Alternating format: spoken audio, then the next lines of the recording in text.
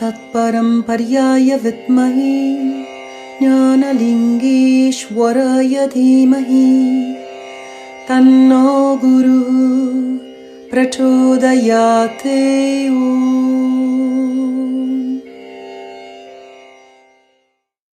Namaste, everyone, and welcome to another episode of Songs of the Heart.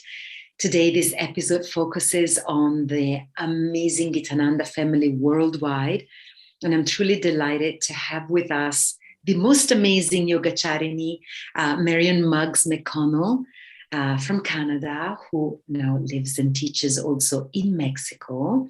Namaste, Mugs. Namaste. So lovely to be here, Sangeeta. Namaste, Mugs. Thank you so much. Yogacharini Mugs, who has kindly agreed to be addressed as Mugs through the episode, is a very inspiring Yogacharini.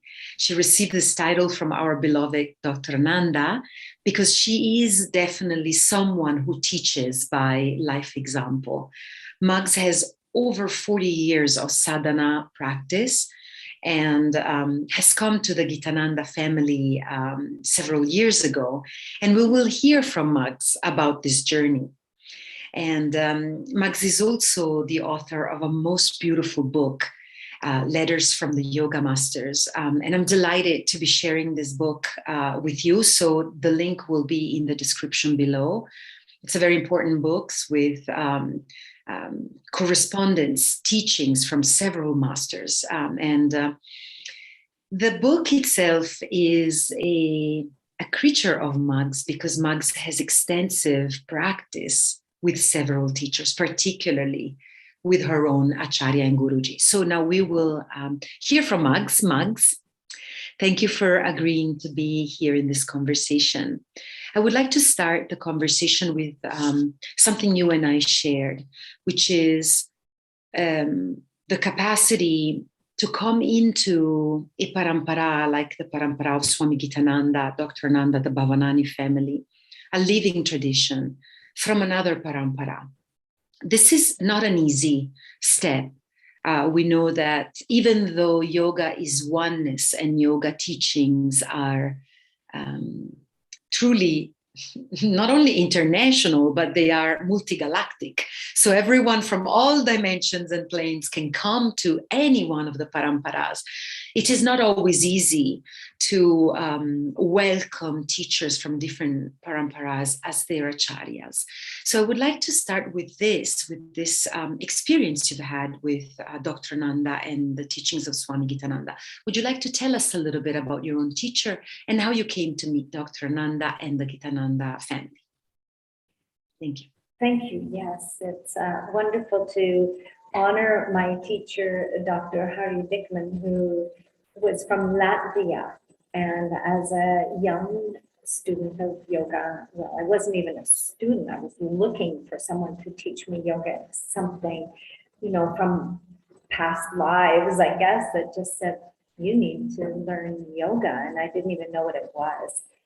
And so my teacher, Hari, who my book is about, Letters from the Yoga Masters, he learned through correspondence and started the Latvian Yoga Society in the 1930s in Latvia. It was an underground society, and wonderful teachers would reach out and share teachings so that those in Latvia could learn. And so I was blessed in the 70s to come across him from the International Yoga Teachers Association, whom Swami Gitananda was a great supporter of.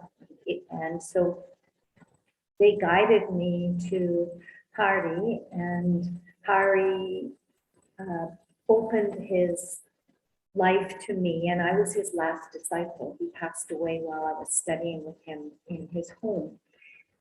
But he had great respect for Swami Gitananda and introduced me to particularly mudras and pranayama, because that was really such a strong aspect of the teachings from Swami Gitananda.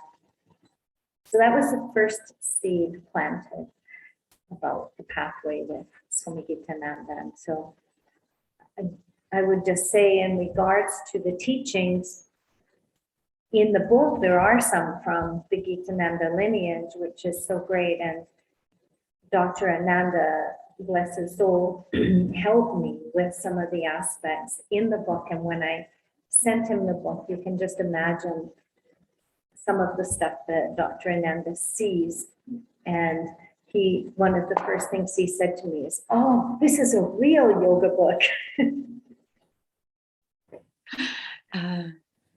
So I was so grateful for him being so honest about that, and then helping me with giving me some images of the hand mudras for pranayama, etc. So yeah, it's been a blessing to move through this journey with Hari, which introduced Swami Vivekananda, which then led to eventually being able to be a student of his wonderful son, Dr. Swami Vivekananda, or Dr. Ananda.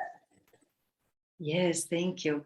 And how was it? I mean, for you, it was a natural, progression of events and a natural evolution. But have you noticed that it is a true blessing to find a teacher a guru really, who teaches from a living tradition? Do you find that it is particularly exceptional in this day and age? Both you and I live outside of India. And so we both know how important it is to study with our Dr. Nanda, because he has grown up learning yoga as a way of life. And are you finding that that is the case as well in your life experience and the life experience of sadhaks who have walked by you, and also your own students? Do you find that as an immense gift? And what are some of the benefits for a Westerner, you think, to find a living tradition like this? It's huge. It's huge in so many ways.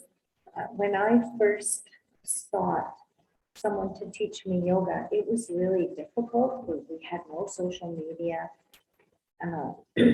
I had a really hard time finding anyone. I was amazed when I went to Australia in the early 1970s that they would train yoga teachers, because I just didn't know how to even find that.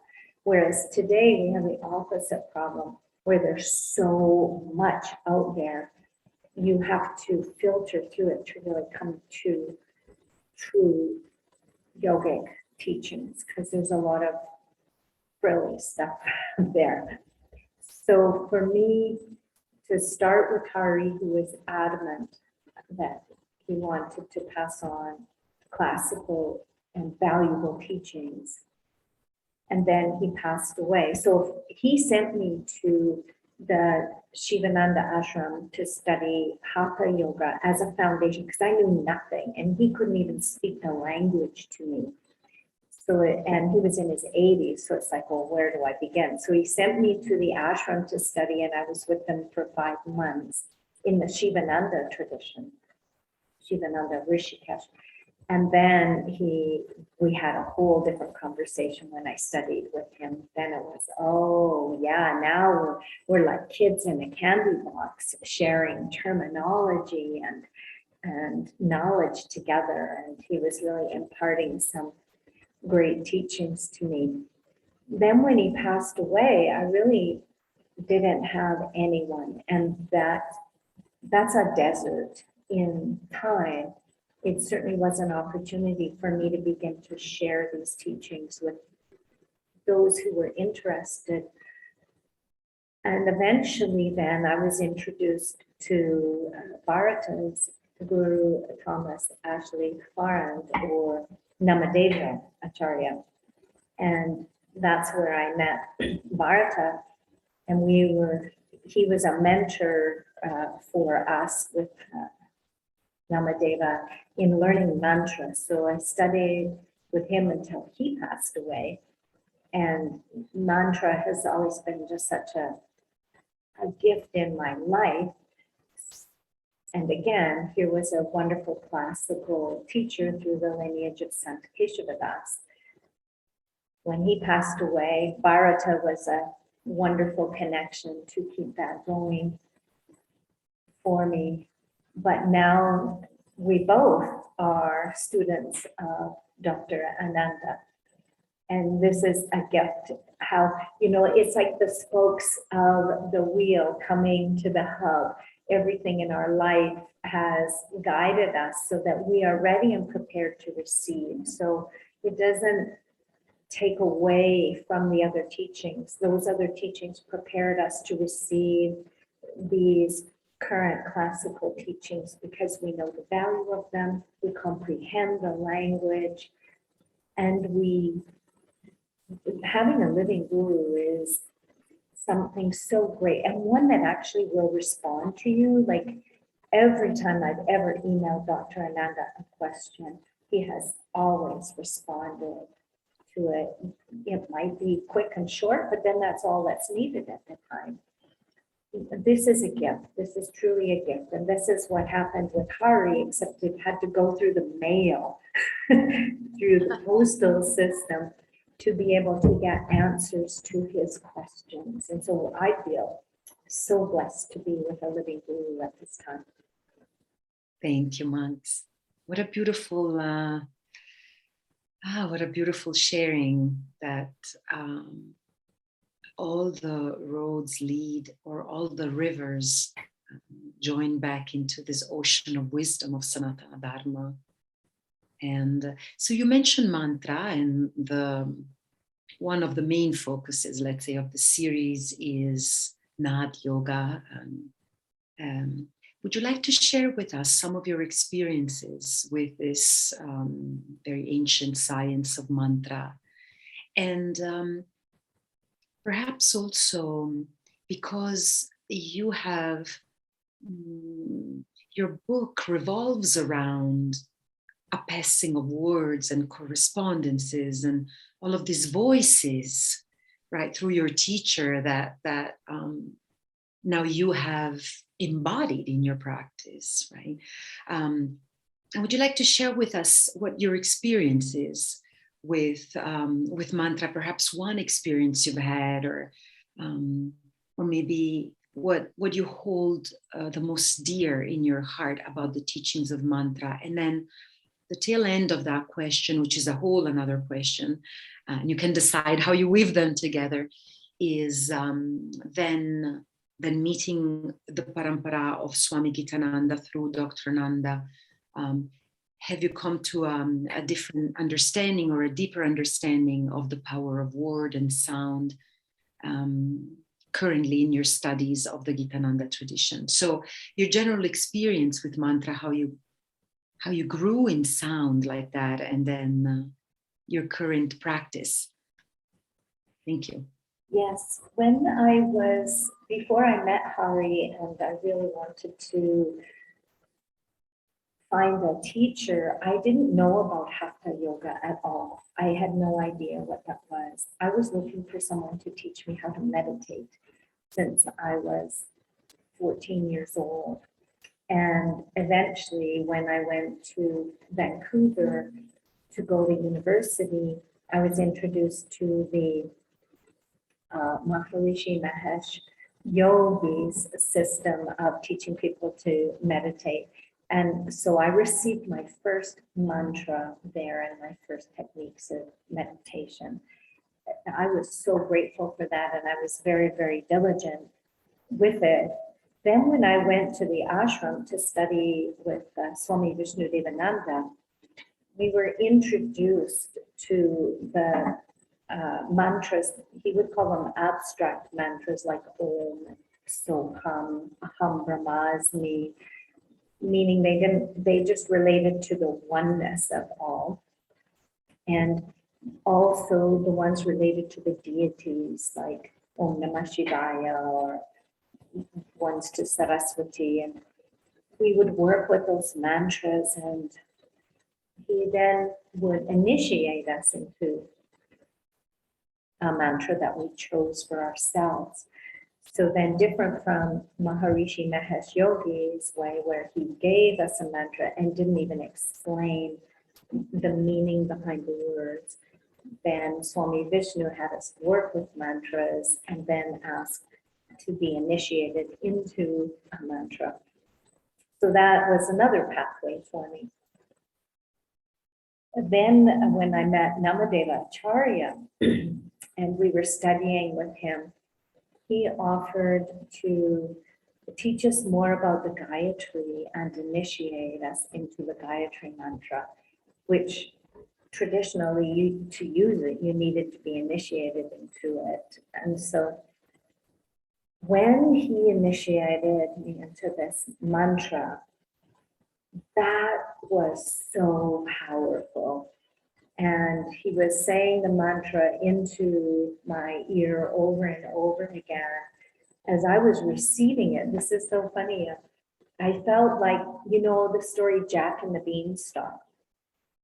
I felt like this vine of the beanstalk was growing up through all of my nadis, my energy channels, growing up, and then they turned to gold, and all my nadis turned to gold, and it was an incredible experience in this receiving of this mantra in the initiation. So, and that truly reminds me of the picture here of the nadis and how this energy moved through my body with that.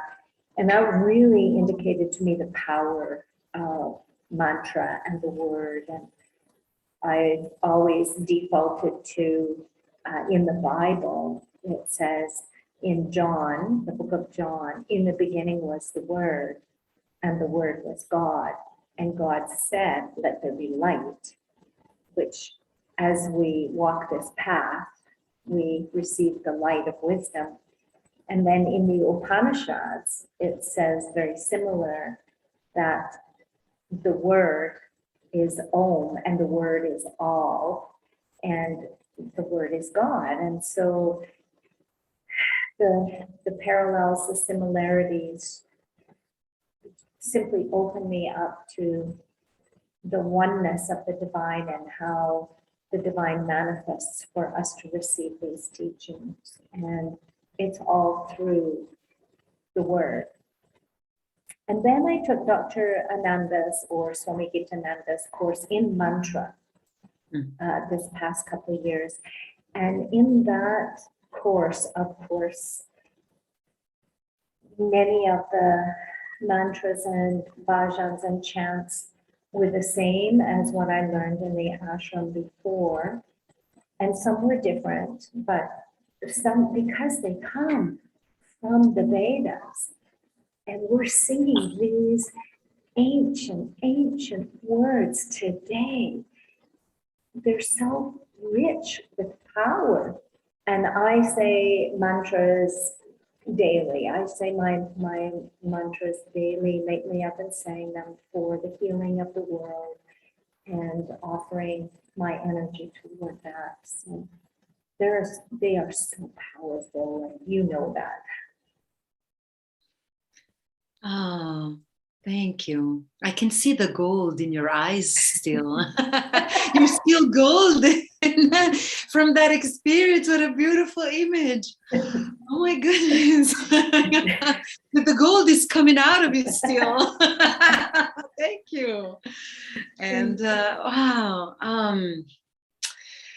Okay, so I have one more question to ask you. As usual, these episodes feel like just the tip of such a deeper sharing that we could have. But one more question I have, and then I'll let you share anything else that you would like to share with us. But yeah, one more question I have is, you have been teaching for many years. So you have been studying and practicing for many years around the world, really. And then you have been teaching to a variety of different human beings in different locations in the world. And what is your experience with sound? Do you teach personally? Do you teach the mantras? Do you teach about the philosophy and the Om? And how do people receive that? Are you able to teach it? The question rises from the capacity or lack of certain teachers in certain areas of the world to teach mantra in Sanskrit, because perhaps their religion, their local religion, doesn't allow them to do that freely without being misunderstood and so on. So I would like to know what is your experience with that, and if you could share with us. Yes, thank you. And this year, just on that note, I celebrate 49 years of being a yoga practitioner. So that is amazing to me.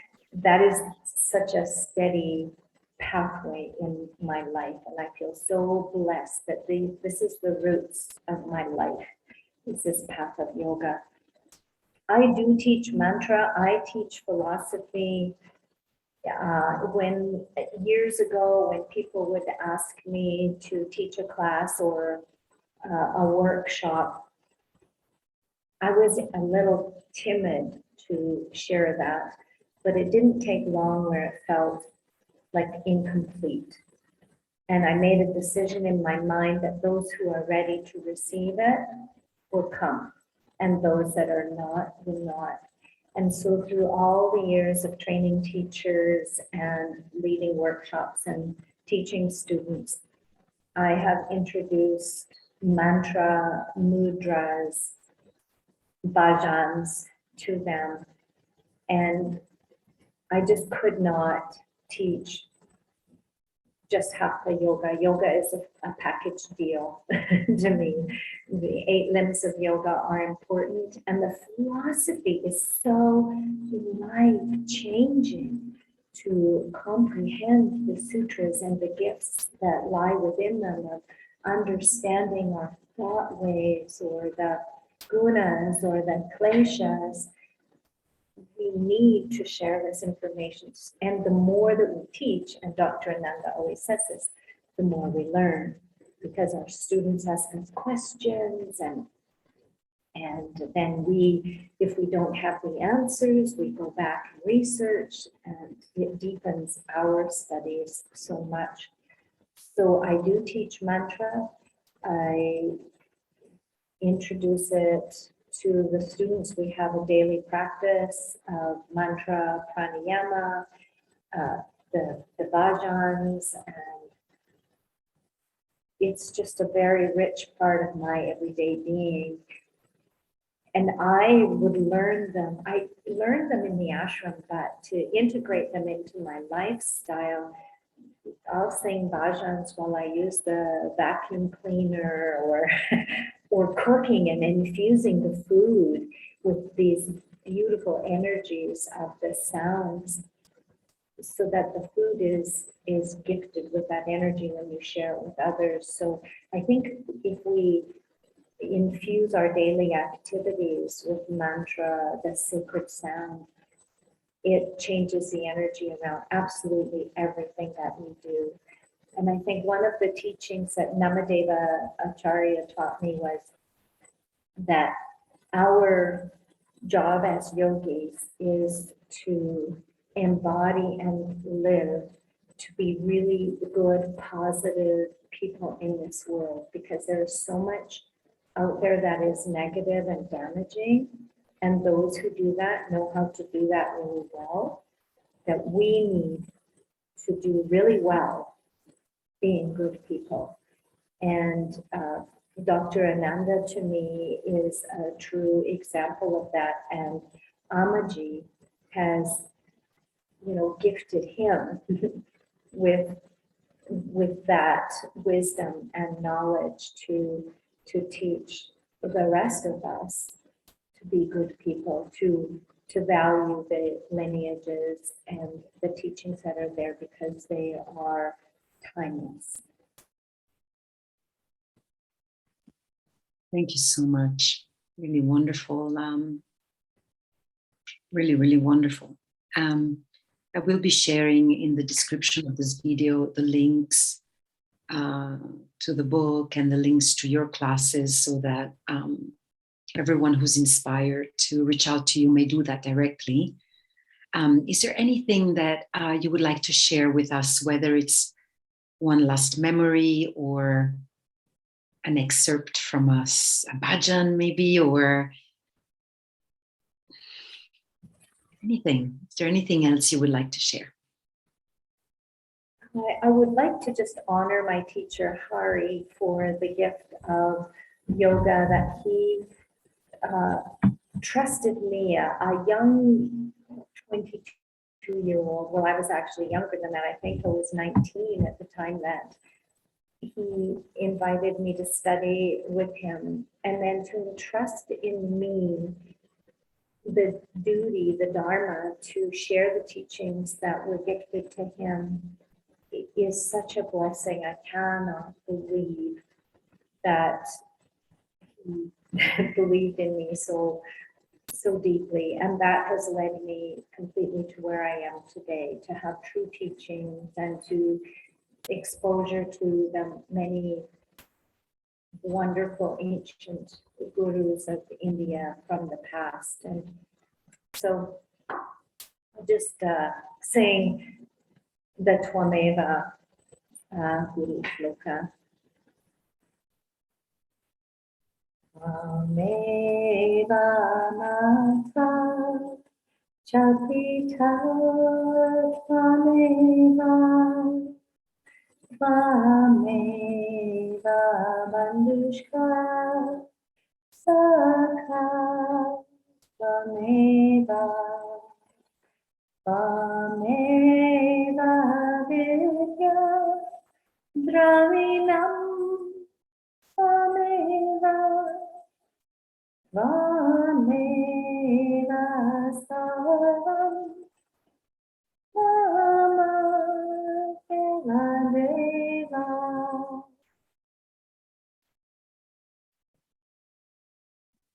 The voice of an angel.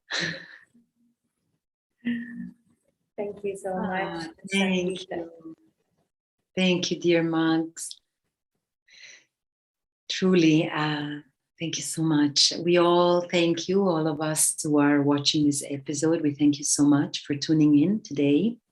And Yogacharini Mags and I thank you for the gift of your time and attention. May we all be on this yoga path together, support each other, and lift each other up at times of need, inspire each other to grow together.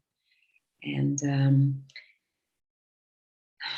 Mags, thank you again for being here, and we will see you all soon. Hari Om Tat Sat. Bye-bye.